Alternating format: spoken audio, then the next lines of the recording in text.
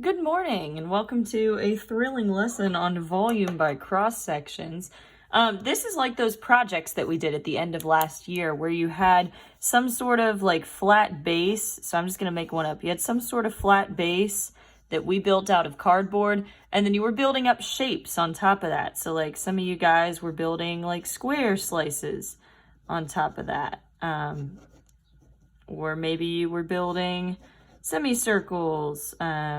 So, maybe you had some sort of base and you were building semicircles on top of it.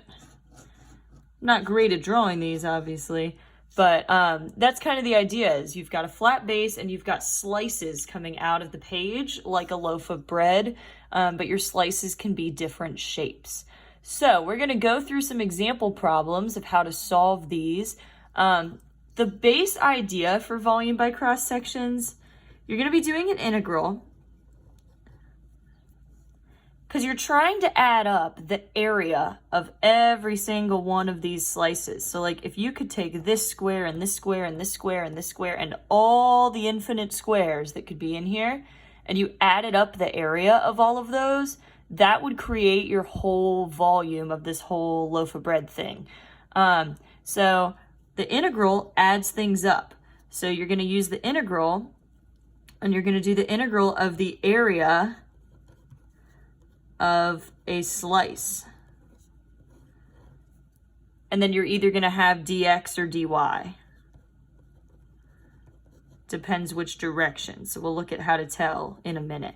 But you're just adding up the area of one of these slices. So our game plan for these problems, we're going to find a formula for the area of the slice and then put it in an integral. So let's look at an example. In this first question here, it says find the volume of the solid whose base is bounded by these graphs. First thing we're going to do is we're going to draw that picture so that we know what we're working with here. Oftentimes these are no calculator, so this is why you need to be able to draw kind of your basic graphs. Good news here, we got a line and a parabola, so we can handle that. X plus 1, that's a y-intercept of 1, and a slope of 1, so we'll be here, here, up 1 over 1, up 1 over 1. There's that first line. Then we've got this parabola, x squared minus 1. I'll draw it in a different color. It's a parabola shifted down 1. So it's going to start here, but then it's going to open just like a normal parabola. To make sure I get the right points, I'll just plug some in. So like if x equals 1, 1 minus 1 would be 0. Okay, it's symmetrical. If x is 2, 2 squared is 4, minus 1 is 3. So 2, 1, 2, 3. So actually we've already found where it's going to intersect the line just by getting those couple of points. So yeah, if you're not sure about sketching it, just plug in some points until you get the shape of it. And it says the base is bounded by these graphs. So that means that the base, like the bottom of our shape, is this yellow shaded area in there between those graphs. So this is like the bottom of it, and then we're going to be building up slices on top. And it tells us that our slices, our cross sections, are going to be shaped like squares, and they're taken perpendicular to the x-axis. That means this is going to be a dx problem. And perpendicular to the x-axis is like this. So what I usually do is just draw kind of a representative slice in here. It could be anywhere in the shape that you want because remember, we're building squares like the whole way, like this picture I drew up here. So now that I have my picture, I'm going to look at how I can apply this formula. I know it's dx because we have perpendicular to the x-axis. So I need the area of one of my slices. So you're going to look at what shape. Oh, it's a square. And like from geometry, you're going to write the formula for the area. So the area of a square is length times width, but they're the same. So we often just say side squared. Now I need to figure out what the side is so that I can have a real formula here. So the side of my square is this bottom piece here. If you could picture the squares like kind of sitting out of the page here. That's a terrible drawing, sorry. But this base rectangle that I drew is the length of the side. So to get that length, it's bounded by this green graph and this orange graph. So I'm going to do top minus bottom to get the distance in between there. So the green one minus the orange one, so that's going to be x plus 1, the line, minus the parabola, x squared minus 1. I know this is weird because this isn't a number, right? And you're like, shouldn't that be like a distance? But it's going to have x in it because this length changes throughout the shape. So like over here, if I drew a square over here, it's teeny, but it's still between this graph and this graph. So this formula would still represent the side length. So it changes as you go. That's why it's going to have x's. All right. So you can go ahead and simplify this a little bit if you want. That's x plus 1 minus x squared plus 1, which is x minus x squared plus 2. So that's my side length. So my area formula then is side squared. So it's going to be this side length that I got squared. That is the bulk of this problem. Once you've done that, you just put it in the integral. So I'm going to do the integral of my area formula, which is this squared. I know it's dx. It's all in terms of x. And then I need some bounds on it. So since it's dx, I'm going to use my x bounds. So if I look at my picture, it looks like my shaded region starts at x equals -1 and goes up to, that's x equals 2. Then, if you solve this integral, you've got it. If you were going to do this by hand, I won't bore you with that, but how you would do it by hand, you would have to actually FOIL this out first, and then do your antiderivative and then plug in.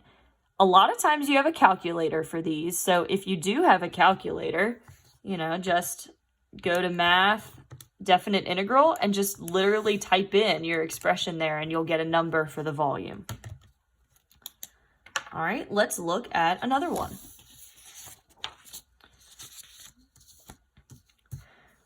This one here says the volume of the solid whose base is bounded by, that's actually the same graphs that we had before. So I'll just real quick re-sketch them for you. We had x plus 1, so that's here.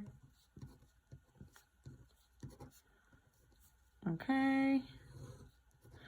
And then we had the parabola that came down here. Okay, so same region. So I'll shade it in yellow again. But this time it says our cross sections are going to be rectangles with height 1. First thing I notice again, perpendicular to the x-axis. That means this is a dx problem. So I'm going to draw in my bar. I highly recommend you actually draw this in your pictures because it really helps me. And so a rectangle of height 1, I need to write the area of that. So area of a rectangle is base times height. But we know here that the height is already going to be 1. So that's nice. So the height is 1. The base of my rectangle is going to be in this plane. So it's this bar that I drew is the base because they're like coming out of the page, something like that. So to get the length of that base, I'm going to do top minus bottom, top graph minus bottom graph. So x plus 1 minus x squared minus 1. Which we established earlier was x minus x squared plus 2. So my area of my rectangle, base times height, would be x minus x squared plus 2 times the height is 1. So I don't even really need to write that. Once you've got your area formula, you just put it in the integral. So I'm going to have the integral of my area, which was just this, times 1. We know it's dx because it's perpendicular to the x-axis, and then my bounds then are going to be my x bounds, which go from -1 up to 2. This would be a pretty easy one to do by hand. I would not be surprised if this was a no calculator question, because you would do your antiderivative, so you'd have x squared 1/2 minus x x cubed 1/3 plus 2x, and then you would just plug in your bounds top minus bottom. I'll let you finish that on your own, but that is how you would solve this problem. We'll just look at a few more so you have some examples. If you're bored and want to stop and try some on your own, you're of course welcome to do that, but I want to make sure you have plenty of examples to look at. So this one says, find the volume of the solid whose base is bounded by this graph. X equals y squared. Okay, so if I sketch that, x equals y squared, that's a sideways parabola. It's like x squared, except it's sideways. So something like this. And the y-axis, it says. Okay, so those are my graphs. And it says from y equals 0 to y equals 2. So y equals 2 is up here. So that means that my area, my base, is between the y-axis and this, up to 2. So it's this shaded region here that I'm doing in yellow. And then it says this time my cross sections are going to be semicircles perpendicular to the y-axis. So this is a dy problem. That means my bar has to be perpendicular to the y-axis, so it's going to be sideways like this. Okay, and my cross sections are going to be semicircles. So what that looks like, it's like there are semicircles built up on here. Again, not a great picture, but if you could picture, they're coming out of the page, semicircles. So all I need to do, I need to write the area. So the area of a semicircle from geometry is 1/2 pi r squared. So I just basically need to figure out what the radius is so that I can fill that in. The radius is going to change throughout, but it's always going to be bound by these two functions. Here's what I noticed though. If I just did like top minus bottom, or actually in this case, right minus left, that would not give me the radius. That would give me the entire diameter. So let's start there. The diameter would be the right minus left. It's like top minus bottom that we were doing before. It's just all turned sideways. So that would be the parabola, y squared minus the left function is actually 0. It's the y-axis. So just y squared. But that's my diameter, and I need a radius in my formula. So the radius is going to be half of that. So half y squared. Now that I've got that, I can actually write my area formula. So area equals 1/2 pi radius squared. So my radius is 1/2 y squared, but it all needs to be squared. I'm going to go ahead and simplify this. So 1/2 pi, 1/2 squared is 1/4. Y squared squared is y to the 4th. So if I keep simplifying, I'm getting, this is pi over 8 y to the 4th for my area equation. Now, all I have to do is put that in an integral. So I'm going to have the integral of my area equation, which is pi over 8 y to the 4th. This is a dy problem, so I need to put the dy. That's very important. That means my bounds are going to be my y bounds this time. Looks like y starts at 0 and ends at 2. And this is a pretty easy one to do by hand, so I'll go ahead and do that. Pi over 8 is a constant, so it's going to stay. Y to the 4th, you're going to raise the exponent and divide. So that'll be y to the 5th and a 1/5. And then I've got my bounds, so I'll put this bracket from 0 to 2. Then just plug in the top bound minus the bottom bound. So I have pi over 8, and then I've got 1/5, 2 to the 5th, minus 1/5, 0 to the 5th.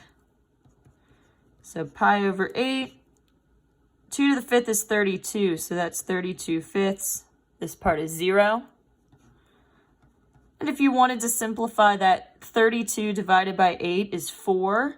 So this is 4 on the top and a pi, and then there's a 5 on the bottom there. Or, of course, if you had a calculator, then you don't have to do all that. Just plug plug in this integral into the calculator. All right. Let's see about just a couple more. This is semicircles. We'll skip that one. We just did a semicircles one. I want to look at this one with an isosceles right triangle. So first let's sketch the base because it didn't give me a picture. Find the volume of the solid whose base is bounded by this circle. Might have been a while since you graphed a circle. X squared plus y squared equals radius squared is how this formula works. So that means 4 is the radius squared. So the radius of this circle is 2. And it's centered at 0, 0 because there's no other numbers here. So I'm just going to draw a radius of 2 going out all over. Okay, so there is my base. And it said the base is bounded by that circle. So that means this whole circle is the bottom of my shape, the base here. Then it tells me the cross sections are going to be isosceles right triangles perpendicular to the x-axis. That tells me this is a dx problem, and it also tells me how to draw my little bar here. It's going to be up and down. So you can draw it wherever in the shape you want. Up or down like that. Okay? And of course they go all throughout the shape, but I just draw one to be a representative slice. Isosceles right triangles. Isosceles means the base and height are the same. In case you had forgotten that. And so the area of a triangle is 1/2 base times height. So what I need to figure out is what is the base and what is the height? The base is always the part you see in your picture. It's always the bar here. And to find the length there, it would be top minus bottom typically. This one though is a circle, so that's a little weird. Here's the other thing I'm just now noticing. This is dx problem, so it needs to be in terms of x. My equation is not solved in terms of x right now.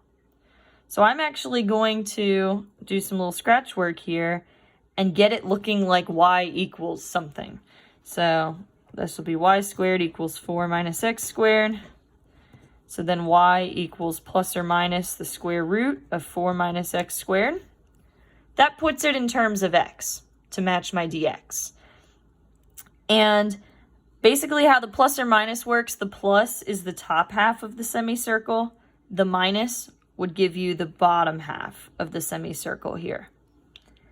So, coming back to my area, 1/2 base times height. The base, this length here, I would use just the positive equation. So if this is square root of 4 minus x squared up to here, then the whole length is going to be 2 times the square root of 4 minus x squared.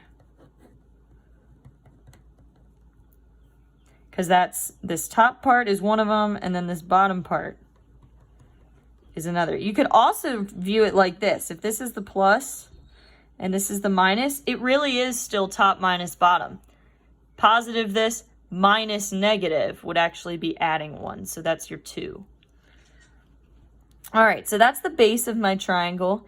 And then the height, it doesn't tell me, but this is where the isosceles comes in. Isosceles means the base and height are equal. So the height is also 2 square root 4 minus x squared. So then my area is 1/2 base times height. So 1/2 this times this. And if I actually go ahead and solve that, 2 times 2 is 4 times 1/2, so that's 2. Square root times square root is just going to be the thing itself. So I've got this here. So that's my area equation for these triangles. And then last thing is I'm going to put it in an integral. The area parts, that's really the hard part. Then you're just going to take whatever you get and stick it in this integral. I know this is dx, So I need to use my x bounds for the circle. Looks like the circle starts all the way back at -2 and goes up to +2. Now this, you could very easily solve by hand, or if you have a calculator, you could just go ahead and plug that right in. All right. If you'd like some more examples on Schoology, there are some worked out, some notes with examples that you can look at, and then you have some Delta math practice on this. Please message me with any questions. Thanks.